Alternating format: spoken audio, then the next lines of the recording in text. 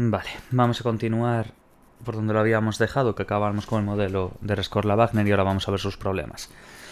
Problemas del modelo. Aunque es un modelo de referencia en el estudio del aprendizaje asociativo, el modelo Rescorla-Wagner tiene una serie de limitaciones que deben tenerse en cuenta. Aquí destacaremos las más importantes. Primer punto. La extinción de la inhibición condicionada. Este modelo afirma que si se presenta repetidamente un inhibidor condicionado sin ir acompañado de un estímulo incondicionado, es decir, cuando lambda es 0, la inhibición se extinguirá. Si aplicamos la fórmula a esta fase de extinción de la inhibición, el incremento de la fuerza asociativa del estímulo condicionado inhibitorio sería positivo en el primer ensayo, como podemos ver en esta fórmula de aquí. Lo que según este modelo hará que el estímulo condicionado anteriormente inhibitorio se convierta en excitatorio poco a poco. Pero esto no ocurre en realidad. De forma contraria, ciertas investigaciones muestran que no presentar el estímulo incondicionado tras la aparición de un estímulo condicionado inhibitorio puede aumentar sus propiedades inhibitorias. Es posible que la deducción del modelo sea errónea, porque considera, como hemos dicho previamente, la excitación y la inhibición como procesos opuestos y de signo contrario. Este sería el primer punto. Aclarar bien la extinción de la inhibición condicionada dentro de los problemas del modelo de Rescorla-Wagner. Punto 2. La inhibición latente, preexposición al estímulo condicionado. El modelo Rescorla-Wagner no puede explicar el efecto de inhibición latente. En este efecto, como hemos visto en apartados anteriores, un estímulo condicionado es preexpuesto sin ir seguido de un estímulo incondicionado, para aparecer juntos en una fase posterior. Para este modelo, como el estímulo incondicionado no aparece ni es esperado durante la fase de preexposición al estímulo condicionado, no hay asociación estímulo condicionado e incondicionado en esta fase, y el valor de V no varía, siempre es 0, por lo que no debería afectar al aprendizaje de la posterior fase de condicionamiento. Como vemos aquí, durante la fase de preexposición al estímulo condicionado, dando 0, entonces en el primer ensayo de condicionamiento, tras la preexposición, según este modelo, como vimos antes, sin embargo los datos muestran que el aprendizaje de dicho condicionamiento se ve retrasado por la previa preexposición al estímulo condicionado, no comportándose como el modelo predice. Y el siguiente punto, en el 3, vamos a ver la parte del bloqueo. ¿Qué significa esto? Aunque el diseño experimental utilizado en el efecto de bloqueo, como veremos en la tabla 3.7, suele tener como resultado una menor respuesta condicionada, ¿os acordáis? Como respuesta al estímulo condicionado bloqueado, el EC2, durante la segunda fase del entrenamiento algunas veces se da el efecto contrario. A este efecto se le llama aumentación o contrabloqueo. La aumentación consiste en un aumento de la respuesta condicionada ante ese estímulo condicionado, el estímulo condicionado 2, sub 2 en este caso, presentado en compuesto con el estímulo condicionado 1. Al contrario que con el bloqueo, el modelo Rescorla-Wagner no puede dar una explicación satisfactoria al fenómeno de contrabloqueo. Como hemos visto, en la explicación de bloqueo, este modelo predice que la aparición del estímulo condicionado 2 no produce ninguna sorpresa en los ensayos de compuesto, ya que el estímulo incondicionado era predicho con efectividad por otro estímulo condicionado, el 1. Y por lo tanto no se aprende nada sobre la relación entre el estímulo condicionado 2 y el estímulo incondicionado y la respuesta condicionada ante ese estímulo condicionado 2, ya que es mínima. Y por último, de estos puntos recordamos, vamos a ir viendo de uno para ir recordando un poquillo, dentro de los problemas del Rescorla-Wagner, de este modelo de referencia de estudio del aprendizaje, la extinción de la inhibición condicionada, la inhibición latente, lo que es la preexposición al estímulo condicionado, el bloqueo y por último, vamos a ver ahora, extinción de la excitación condicionada. Este modelo de Rescorla-Wagner explica la extinción como un desaprendizaje, pero esta explicación no es correcta. Fenómenos como la recuperación espontánea, la renovación o la reinstauración, vistos en capítulos anteriores, muestran que la extinción no es un desaprendizaje, ni lo contrario a la adquisición, sino un aprendizaje distinto. Aunque aquí solo hemos nombrado algunos de ellos, este modelo tampoco explica otros fenómenos relevantes, como puede ser el precondicionamiento sensorial, la habituación o la irrelevancia aprendida. Pero bueno, si quisiéramos ver eso más detalladamente tendríamos que ver de Miller y Coles del 95. Pero bueno, lo que nos entra a nosotros en lo que viene a ser el examen Son esos puntos. Vamos a volver a mirarlos un momento y listo. Problemas del modelo. De este modelo Rescorla-Wagner tiene básicamente lo que entiendes por problemas de modelo es que está limitado en ciertas cosas, ¿no? Entonces, las que tenemos que tener en cuenta, como las más importantes, no por ello significa que sean las únicas, sino vamos a dar aquí 4, y de hecho ya nos aclara más abajo que hay más, pero las que nos interesan son la extinción de la inhibición condicionada, tema de cuando vimos de que vaya acompañado del estímulo incondicionado, vamos, que cuando lambda era 0, la inhibición latente o preexposición al estímulo condicionado, luego el bloqueo, que después cuando vimos que este efecto se le llamaba aumentación o contrabloqueo, y por último la extinción de la excitación condicionada, que habíamos leído ahora mismo. Vale, punto 232. La importancia del contexto. Esto es también bastante relevante. Los estudios sobre contingencia y las teorías más relevantes, marca la redundancia, empezando por Rescorla-Wagner, han puesto de relieve la importancia del contexto en la manifestación de esa respuesta condicionada, ¿no? En concreto, este modelo resalta el hecho de que el estímulo condicionado y el incondicionado no se presentan de forma aislada a otros estímulos durante el condicionamiento, sino que lo hacen dentro de un contexto específico, por ejemplo, pues una caja de Skinner. Los estímulos propios del contexto en el que se realiza el entrenamiento, como pueden ser olores, colores, formas, son claves que el animal aprende junto con el estímulo condicionado. De hecho, se podría considerar que las claves contextuales son entrenadas en compuesto con el estímulo condicionado, sirviendo de estímulo condicionado S de mayor duración y por lo tanto produciendo efectos similares al bloqueo o el ensombrecimiento. De igual forma, cuando el estímulo incondicionado se presenta en ausencia del estímulo condicionado, también lo hace dentro de un contexto con diferentes claves, quedando asociado al mismo tiempo. Teniendo en cuenta la presencia constante de estímulos del contexto que condicionan la relación entre el estímulo condicionado y el incondicionado, los tipos de contingencias descritos en el apartado 2.1 pueden describirse en relación a dichos estímulos del contexto. Conforme a la presencia o ausencia del estímulo condicionado en un ensayo de condicionamiento dentro de un contexto, podrían ocurrir dos tipos de ensayos distintos. Los ensayos de condicionamiento, estímulo condicionado e incondicionado, cuando el estímulo condicionado junto con el contexto van seguidos del estímulo incondicionado, y los momentos entre ensayos de condicionamiento en los que, en espera del inicio del siguiente ensayo, solo están presentes las claves del contexto y ese estímulo incondicionado. Cuando la proporción de veces en las que el estímulo condicionado junto con el contexto van acompañados del estímulo incondicionado es mayor que las que solo está el contexto, se dará una contingencia positiva. Por el contrario, quedaos bien con esto, lo que se dará una contingencia positiva del estímulo condicionado e incondicionado.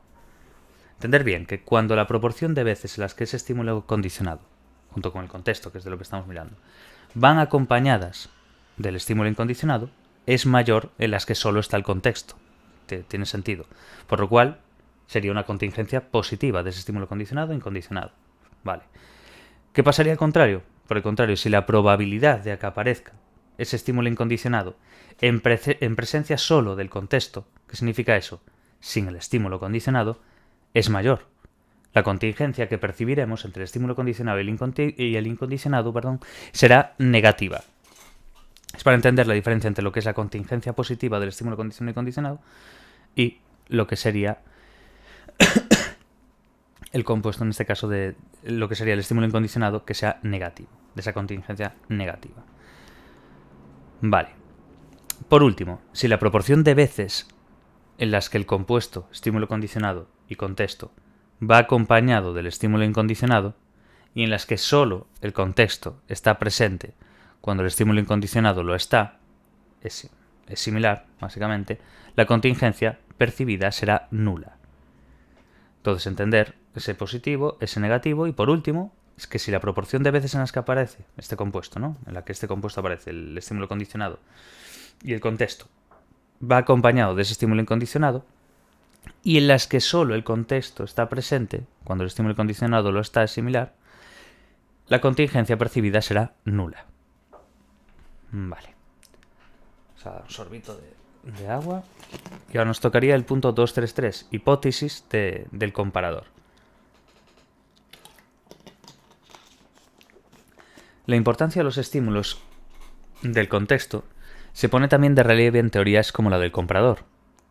Esta hipótesis propone que la respuesta condicionada no solo depende de la asociación entre el estímulo condicionado y el incondicionado, sino también del resto de asociaciones presentes en ese mismo momento, que puedan establecerse entre las claves del contexto y el propio estímulo incondicionado. El sujeto experimental expuesto a un ensayo de condicionamiento aprende dos cosas: que el estímulo condicionado y el incondicionado están asociados, y que las claves del contexto y el estímulo incondicionado también lo están. La comparación entre ambos tipos de asociaciones será determinante para el nivel de respuesta al estímulo condicionado. La fuerza asociativa de las asociaciones creadas entre el contexto y el estímulo incondicionado condicionarán la manifestación de la respuesta. Esto es, si la fuerza asociativa de la asociación, lo que es el estímulo condicionado y el incondicionado, es mayor que aquella que presenta la asociación entre las distintas claves del contexto y el estímulo incondicionado, pues la respuesta condicionada tendrá lugar. Vamos, lo que sabemos o que entendemos nosotros como contingencia positiva. ¿Qué pasa? Que sin embargo, si la asociación entre el estímulo condicionado y el incondicionado es más débil que la asociación entre otras claves del contexto y el estímulo incondicionado, pues el animal no mostrará la respuesta condicionada esperada ante ese estímulo condicionado. Esto se debe a que es más probable que el animal perciba como mayor la posibilidad de que el estímulo incondicionado ocurra en presencia del contexto y no del estímulo condicionado, vamos, contingencia negativa. Es decir, si el valor excitatorio de las claves del contexto es mayor que la del propio estímulo condicionado, se dará una respuesta condicionada inhibitoria ante dicho estímulo condicionado. Quedaos bien con eso, lo repetimos. Es decir, si el valor excitatorio de las claves del contexto es mayor que la del propio estímulo condicionado en sí mismo, se dará una respuesta condicionada inhibitoria ante dicho estímulo condicionado. Un ejemplo de un efecto que tiene lugar de esta forma es el de la inhibición condicionada. De la misma forma, si la asociación entre el estímulo condicionado y el incondicionado es comparable en fuerzas a las formadas entre el contexto y el estímulo incondicionado, la contingencia será nula y de nuevo la respuesta condicionada frente al estímulo condicionado no tendrá lugar. Entender bien esta diferencia ahora, que si la asociación entre lo que es el estímulo condicionado y el incondicionado es comparable en fuerzas a las formadas entre el contexto y el estímulo incondicionado, pues la contingencia será nula, como viéramos. Y de nuevo, pues esta respuesta condicionada frente al estímulo condicionado pues no va a tener lugar, de que sea la contingencia nula.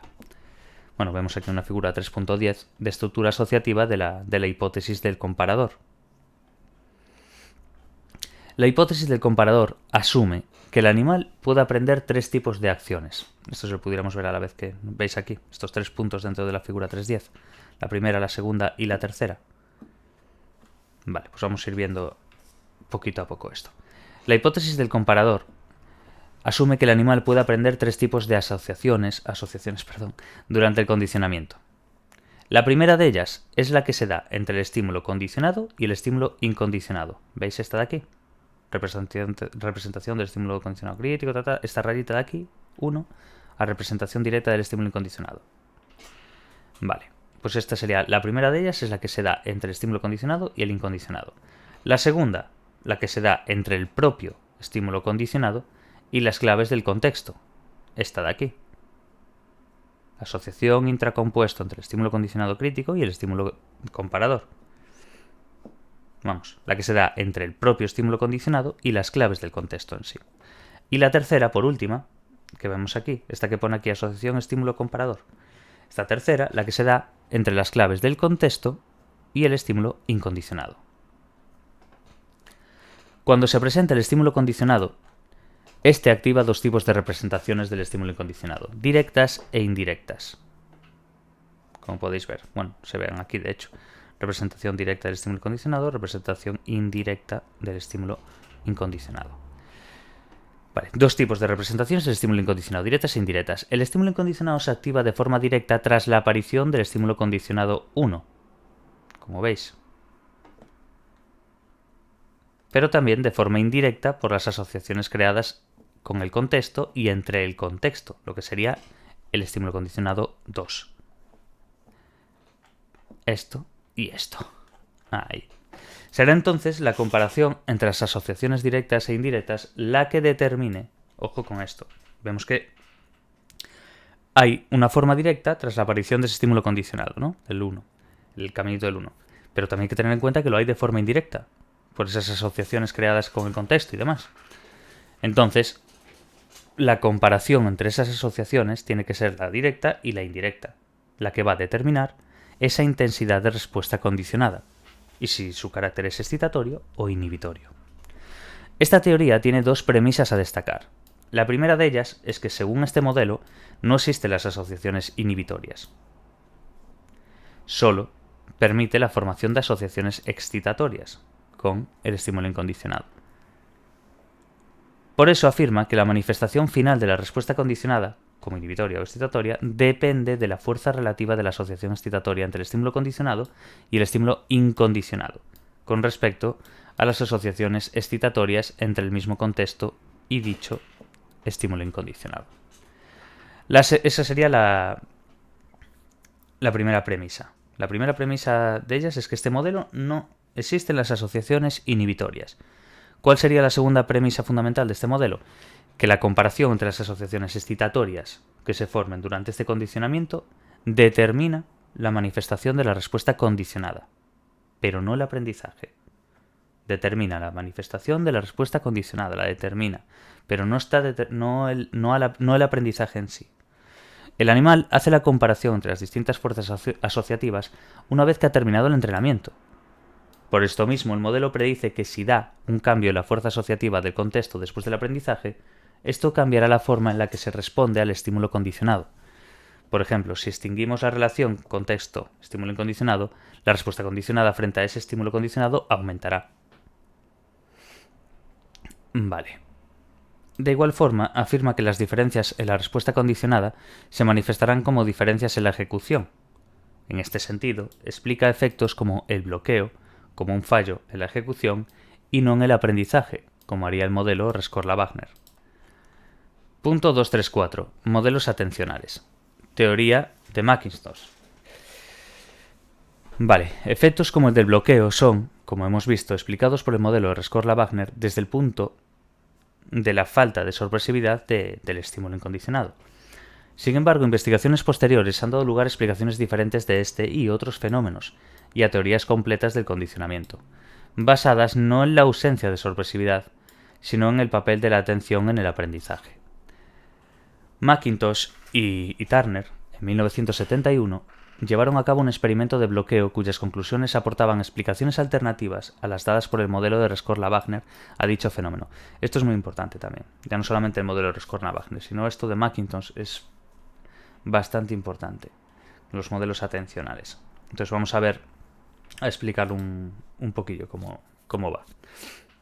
Vale, estos autores presentaron a dos grupos, ¿no? Bueno, vamos a ver, va a ser un grupo experimental y un grupo de control. Vale, a dos grupos, experimental y control, como vemos en la tabla 3.9. Un sonido seguido de una descarga eléctrica en una primera fase de condicionamiento. ¿Vale? Sonido, descarga eléctrica. ¿Lo veis aquí? Fase 1, sonido, descarga. Lo mismo en el control también, pero bueno, vamos por partes. Durante la fase 2 se llevó a cabo el bloqueo, presentando en el grupo experimental, en este de aquí, en el primero, un compuesto de dicho sonido con un estímulo luminoso que no había sido presentado con anterioridad. ¿Vale? Que no había sido presentado con anterioridad. Eso imagino que ya entenderéis ahí esa sorpresividad y demás. Pero bueno, que no había presentado con anterioridad. Seguido el compuesto de una descarga. A diferencia del diseño básico de Cumming, Murchison y Turner, expusieron a los sujetos de ambos grupos a una tercera fase. ¿Veis? Que siempre da la fase 1 y fase 2. Aquí le meten una fase 3. ¿Os recordáis? Como dijimos antes, sonido y descarga. Después, sonido, luz, que eso era nuevo, ese estímulo luminoso que no había sido presentado con anterioridad, ¿no? Eso sería la fase 2. Sonido, luz, eso novedoso y descarga, lo mismo que la fase 1. ¿Qué pasa? Que estos, lo que han hecho, es que expusieron a estos sujetos de ambos grupos, tanto del experimental como del de control, a una tercera fase. Esa tercera fase tiene una presentación del compuesto que es sonido, luz, descarga larga. Esto es lo que hay que entender ahora. Vale, expusieron a los sujetos de ambos grupos a una tercera fase con presentaciones del compuesto sonido-luz seguidos de una descarga de mayor duración que las fases anteriores. Vale. Mientras que desde la teoría de Rescorla-Wagner las predicciones de este diseño experimental hubiesen predicho ausencia de diferencias de aprendizaje entre los dos grupos durante la segunda fase, los resultados del experimento mostraron otra realidad. El grupo control aprende durante la fase 3 que la intensidad de la descarga aumenta cuando la luz está presente. En cambio, los animales del grupo experimental aprenden durante la fase 2 que la luz es redundante, que no es necesaria para predecir la posterior aparición de la descarga, y por lo tanto, dejan de prestar atención, lo que hace que no aprendan nada sobre dicho estímulo condicionado durante la fase 3 del experimento. Esto es, mientras que el modelo Rescorla-Wagner explica el efecto de bloqueo como una consecuencia de la falta de sorpresividad del estímulo incondicionado, la teoría de McIntosh muestra que dicho efecto se debe al hecho de que los animales ignoran los estímulos predictores redundantes. Esa redundancia, ellos ya se dan cuenta, no requieren de esa redundancia dentro de ese estímulo predictor. Es decir, efectos como el bloqueo se deben a la falta de atención a ciertos estímulos. La teoría de McIntosh, de 1975, tiene como base la idea de que la atención que se presta a un estímulo condicionado depende de lo efectivo que sea dicho estímulo condicionado, prediciendo la aparición de ese estímulo incondicionado. Vamos, cuanto mejor predictor sea el estímulo condicionado, de ese estímulo incondicionado, mayor atención le vamos a prestar. La atención prestada a dicho estímulo condicionado también depende de cómo hemos visto, en el caso del bloqueo, del resto de los demás estímulos condicionados S presentes. Si nuestro estímulo condicionado no es mejor predictor del estímulo incondicionado que los demás estímulos condicionados S presentes, le prestaremos menos o ninguna atención. ¿Se entiende bien? Pasa que entiendo que cuando se lea te puedes liar un poquillo. Estímulo condicionado, incondicionado, puede ser, pero es entenderlo. Esta es la clave. Porque esto chaparlo es una locura. No tiene criterio, además no te sirve para nada, porque después a la semana de que hagas el examen no te acuerdas de nada.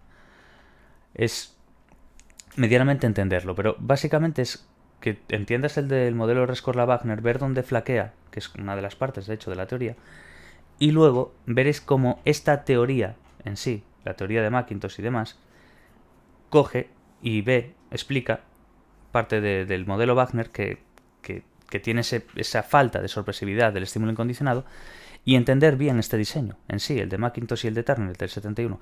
Ver la fase 1, la fase 2 y cómo meten esa fase 3. Es muy importante, esa fase 3. Y entender esta parte de aquí que os leí antes. Mientras que desde la teoría de Rescorla-Wagner las predicciones de este diseño experimental hubiesen predicho ausencia de diferencias de aprendizaje entre los grupos durante la segunda fase, los resultados del experimento mostraron otra realidad. ¿Qué es esto? El grupo control aprende durante la fase 3, que la intensidad de la descarga aumenta cuando la luz está presente. En cambio, los animales del grupo experimental aprenden durante la fase 2. ¿Por qué? Porque la luz es redundante. No necesitan predecir la posterior aparición de esa descarga. Entonces, lo que hacen es parar de darle atención. Dejan de prestarle atención. Entonces hace que no aprendan nada sobre ese estímulo condicionado durante esa fase 3 que vemos aquí. Lo que pasaba es que el modelo Rescorla-Wagner explicaba el efecto de bloqueo como que era causa de esa falta de sorpresividad del estímulo incondicionado. Pero McIntosh y demás dicen que ese efecto se debe a que los animales están ignorando eso. ¿Por qué? Porque es un predictor redundante. Es con lo que os tenéis que quedar. Vale. Bueno, lo que vimos aquí al final de forma similar a la fórmula utilizada para el cálculo de la fuerza asociativa del Rescorla-Wagner, McIntosh afirma que la atención aumenta en los ensayos en los que el estímulo condicionado es un buen predictor del estímulo incondicionado y disminuye en aquellos que no lo es tanto. Esta teoría atencional puede dar explicación a algunos efectos para los que el modelo Rescorla-Wagner no es capaz de ajustarse al comportamiento real, mostrado por los sujetos experimentales, pues como es el caso de la inhibición latente. McIntosh explica este efecto basándose en la falta de atención al estímulo condicionado irrelevante durante la fase de preexposición. Si el estímulo condicionado no predice la aparición del estímulo incondicionado, pues dejamos de prestarle atención, porque cuando sí lo haga, nuestro aprendizaje de esa asociación de estímulo condicionado e incondicionado será más lento que si no hubiésemos sido preexpuestos a dicho estímulo. Vale, creo que se entendió medianamente. A ver, muchas veces estas cosas no quedan a la primera y no pasa nada por tener que leerlo otra vez o simplemente dejar pasar unos días y volver a repasarlo. Pero yo creo que se ha entendido bien. A ver, no, esta materia es compleja, las cosas como son. Me refiero, tú estudias emoción, atención, social, motivación, ciertas materias que a ver, tienen cierta dificultad, pero que no es, al menos a mi juicio, no es comparable, pues, aprendizaje y psicobiología. Y si no se te dan muy bien los números o la probabilidad, datos, serían las más fastidiadas dentro de este primer curso. A mi juicio, ojo, después hay gente pues que se le da muy bien los números. Yo cuando hice datos y demás, pues la saqué. Por ahora las notas son bastante buenas, pero noto que hay materias que a mí personalmente me cuestan más. Pero yo creo que a todo el mundo. Siempre pasa en todas las carreras, ¿no? Pero bueno, lo relevante es que por lo menos el 70 o el 80% de lo que das te guste. Y si te gusta, esa motivación ya hace que tires para adelante y acabes aprobándolo. Más tarde o más temprano. Todo el mundo suspende, todo el mundo se lleva un palo, ¿sabes? No pasa nada por eso. La cosa es, creo yo, que es no rendirse. Y ya está. Entonces, si veis que os revienta mucho, en plan, no entendéis bien estímulo condicionado y condicionado, yo voy subiendo por Patreon muchas cosas de estos esquemas, que explican un poquillo más fácil, pero sinceramente, con el libro y la lectura del libro y poquito a poco, o sea, estando centrado sin que te distraigan, sé que para algunos casos será complicado, pues por los hijos, por lo que tenga cada uno, por sus cosas. Pero por lo menos el poco tiempo que se le dé que sea efectivo, que lo leas y digas tú, vale, lo medio entiendo. Y si no lo medio entiendes, lo vuelves a mirar otro poquito. Y si no es hoy, es mañana. Pero es una carrera de fondo, claramente, esto. Eso es indudable. Es cierto que hay gente que tiene unas ciertas facilidades para memorizar mejor, o para comprender mejor, o que se centra, o que se concentra mejor, que también tiene menos cosas en la cabeza y menos obligaciones, y las cosas como son, no todo el mundo tiene una vida más sencilla, otros tienen más jodidas. Eso depende mucho. Pero bueno, en términos generales quiero decir que es una materia complicada esta y que yo mismo, incluso leyéndolas muchas veces, digo yo, joder, tío, es que me estoy liando con lo otro. ¿Y qué era esto? ¿Qué era lo otro? Y volver para atrás, para adelante. Es completamente normal, me refiero. No hay que... Hay que intentar motivarse. Aunque sé que es complicado. Y aunque lo haga uno mismo, automotivarse a uno mismo. Pero bueno, ya ver los vídeos o ver que otra gente está estudiando lo mismo que tú en tus condiciones o que está estudiando a distancia, que no es lo mismo que presencialmente, que los libros de la UNED también son muy largos y tienes que tú saber organizarte. Entonces, claro, el que venga a lo mejor de unos estudios previos, de bachillerato, de un ciclo superior, de otra carrera que fuera presencial, se mete aquí y, claro, no tienes un profesor que te diga nada. No tienes que ir a clase, no tienes nada, entonces todo tiene que salir de ti. Entonces, aunque sea poco, que sea constante, creo que es más clave que un día meterte un atracón de 7 horas. Veo más sensato que le dedicas 4, 3, 2, las que puedas, pero todos los días, por lo menos de lunes a viernes. Ya no te digo el fin de semana. Pero bueno, eso. No vamos a seguir, que si no me pongo aquí a explayar. Teoría de Peirce y Hall. Mientras que Mackintosh, como vimos previamente en 1975, afirma que es la falta de atención a los estímulos irrelevantes lo que condiciona el aprendizaje, otras teorías atencionales, como la de Peirce y Hall, de 1980, 5 años después, afirman prácticamente lo contrario. Esto es muy típico de psicología. Bueno, de las ciencias, no solamente de ciencias de la salud como es en este caso, sino las ciencias en general. Lo puedes ver en física, lo puedes ver en muchas cosas. Unos dicen una cosa, otros dicen otra. Están medianamente contrastados uno, los otros no. Y después hay mucho choque de egos, sobre todo en ciertas generaciones, donde uno quiere primar por encima del otro. Y vais a ver mucho esto. Y esto es una de las cosas que a mí personalmente no me tiran tanto de la carrera, que hay 80.000 estudios, hay 80.000 historias. Y unos dicen una cosa, otros dicen otra, y después al final hay un equilibrio entre las dos, como el típico debate de psicobiología o de la biología en sí, del ambiente o la genética. Que al final te das cuenta de que lógicamente son las dos cosas. Pero siempre hay ese choque, y sobre todo cuando vas a tiempos más atrás. Vale, eso, Peirce y Hall afirman pues lo contrario. de lo que decían Macintosh y demás. Estos autores sugieren que en un contexto de aprendizaje no debemos malgastar recursos prestando atención a estímulos que no conocemos bien, pero sin embargo, sí debemos prestar atención a aquellos que todavía no controlamos con seguridad. Esto es muy interesante. Según esta teoría, prestaremos cada vez menos atención a un estímulo condicionado en la medida en que con cada ensayo de condicionamiento se convierta en mejor predictor del estímulo incondicionado. Si el estímulo incondicionado tras el estímulo condicionado no resulta sorprendente, vamos a prestarle menos atención a ese estímulo condicionado, ¿no? En ese siguiente ensayo. ¿Qué pasa? Que por el contrario, si dicho estímulo incondicionado resulta sorprendente, nuestra atención aumentará. Al igual que Macintosh, Pease y Hall, como vimos aquí, aportaron datos empíricos que apoyaron sus teorías. Ahora vamos a ver otras teorías. Vamos a ver el modelo SOP, bueno, una serie de cosas. Numerosas son las teorías que tratan de explicar el condicionamiento pavloviano desde distintos puntos de vista, además de las comentadas hasta ahora. Una de las más completas debido a su perspectiva integradora y su explicación de diversos efectos del aprendizaje es el modelo SOP.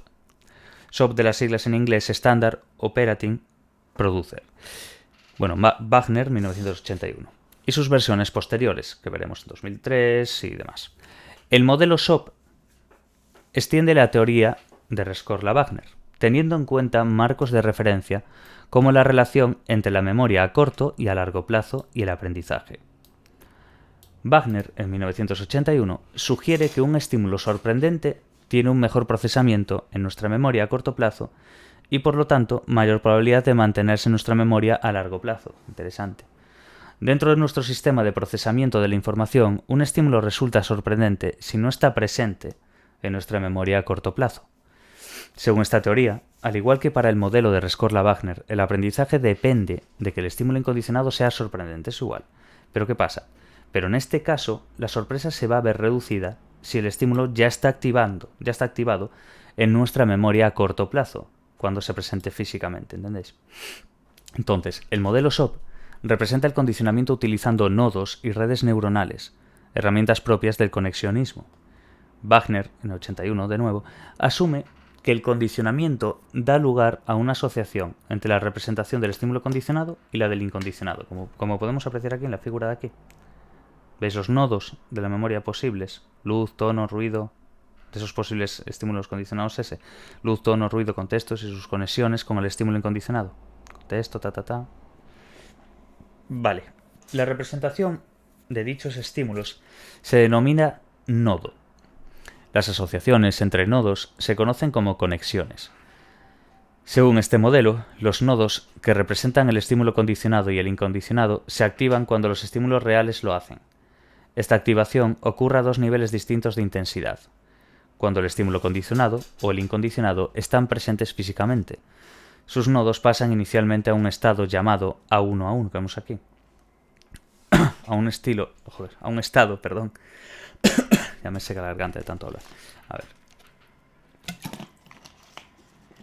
Ahora, a un estado llamado A1. Entonces, A1 se define como un estado en el que el nivel de activación es alto y la atención que se está prestando al estímulo también lo es. Un nodo solo puede mantenerse en el estado A1 durante un breve intervalo de tiempo. Pronto decae al segundo estado existente, que es A2, en el que hay un menor nivel de activación, relacionado con una atención más periférica y menos focalizada. El nodo puede permanecer en este estado un largo periodo de tiempo hasta volver a un estado de inactivación. Una vez explicado el funcionamiento de la activación de las representaciones o nodos del estímulo condicionado y el incondicionado, este modelo describe la asociación que se forma entre ellos durante el aprendizaje. La asociación entre dos nodos, los correspondientes estímulo condicionado e incondicionado, solo tendrán lugar si ambos están activados. Importante esto. Es decir, en el estado A1, ya que ambos deben coincidir en la memoria a corto plazo. Vamos, que se tiene que dar lugar esta asociación de los dos nodos, ¿no? Lo que serían los correspondientes estímulo condicionado e incondicionado. Solo tendrán lugar si ambos están activados. Vamos, en el estado A1. Porque ambos tienen que coincidir en la memoria a corto plazo. Ese es el rollo. Entonces, la coincidencia de ambos nodos en el estado A1, como hemos visto, ensayo tras ensayo, ¿qué es lo que pasa? Que hace que la asociación entre ambos sea cada vez más fuerte, va fortaleciéndose a medida que va entre ensayo y ensayo, ¿entendéis?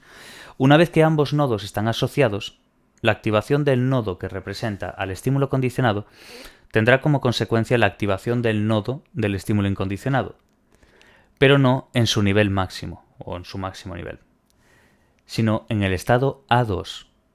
El nodo del estímulo incondicionado se activaría en A1, solo con la presencia real de dicho estímulo incondicionado. Vamos a volver a leer esta última parte, porque es donde tiene la amiga. Bueno, entendimos bien el tema de que son entre dos nodos, solo van a tener lugar si están activados. Vamos, en un estado A1, porque tiene que coincidir la memoria a corto plazo. Ahora, la coincidencia de ambos nodos en el estado A1, como hemos visto, ensayo tras ensayo lo que está haciendo es que esa asociación entre ambos sea más fuerte. Una vez que ambos nodos están asociados, la activación del nodo que representa el estímulo condicionado tendrá como consecuencia la activación del nodo del estímulo incondicionado, pero no en su máximo nivel, sino en el estado A2. Y entre paréntesis nos explica, el nodo del estímulo incondicionado se activaría en A1, solo con la presencia real de dicho estímulo incondicionado. Vale, pues hasta aquí el tema 3. Está bien mirar esto al final. Bueno, esto de resumen tampoco es un resumen muy resumen. Términos destacados. Importante mirar, esto es como quien dice glosario después de cada tema o algo así. Entonces, bloqueo, condicionamiento de orden superior, contingencia contra el condicionamiento, ensombrecimiento que dimos, precondicionamiento sensorial, preexposición, saliencia, muy importante, que es la perceptibilidad de un estímulo para un animal o especie concretos.